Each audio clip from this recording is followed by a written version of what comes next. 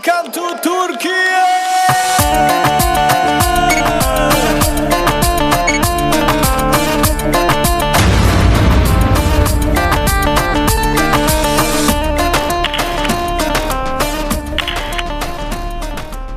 লন্ডনের ব্যস্ততা পেছনে ফেলে যখন স্ট্যানস্টেড এয়ারপোর্ট থেকে তুরস্কের উদ্দেশ্যে উড়াল দিলাম, মনে একটা অন্যরকম রোমাঞ্চ ছিল।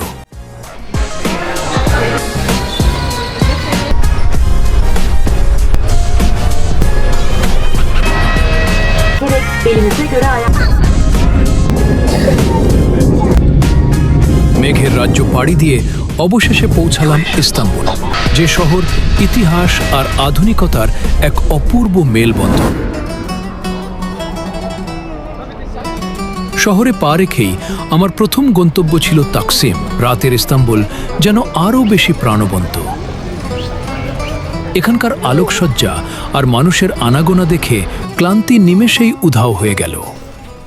শহরের ঠিক মাঝখানে দাঁড়িয়ে মনে হচ্ছিল ইস্তাম্বুলের হৃদস্পন্দন যেন এখানেই শোনা যায়।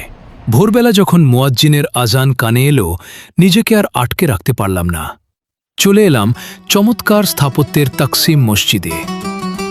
আমি ভুলে অনেক আগেই জুতা খুলে ফেলেছিলাম, তাই তো মসজিদের কর্মরত একজন স্টাফ আমাকে তাদের ভাষায় বুঝাচ্ছিলেন, ফ্লোর ময়লা, জুতা আরও সামনে রাখতে হয়। এই তাকসিম মসজিদটি নির্মাণের জন্য অপেক্ষা করতে হয়েছে দীর্ঘ ৭০ বছর।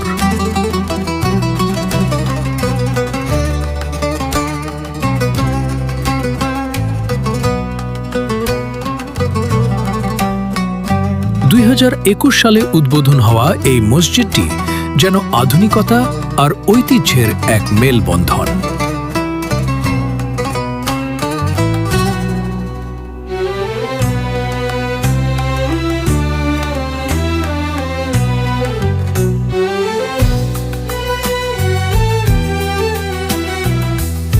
এর মিনারগুলোর উচ্চতা এমনভাবে রাখা হয়েছে যাতে ইস্তাম্বুলের স্কাই লাইনে এটি একদম নিখুঁত দেখায়। আর এর ভেতরে একসাথে ৪,০০০ মানুষ নামাজ পড়তে পারেন, ভাবা যায়?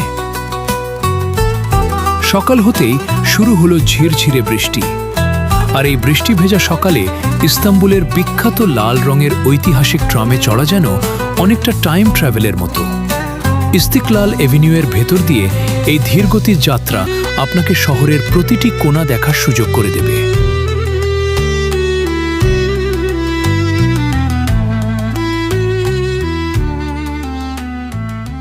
উঠে পড়লাম আরেকটি আন্ডারগ্রাউন্ড ট্রেনে, গন্তব্য কারাকয়। ট্রাম ভ্রমণ শেষে আমি এগোলাম সেই জাদুকরী জলরাশির দিকে যা এশিয়া আর ইউরোপকে আলাদা করেছে, বসফরাস প্রণালী। গালাটা ব্রিজে দাঁড়িয়ে মাছ ধরা দেখা কিংবা খোলা হাওয়ায় নীল জলরাশির দিকে তাকিয়ে থাকা, সব মিলিয়ে ইস্তাম্বুল আমাকে মুগ্ধ করতে একটুও কার্পণ্য করেনি।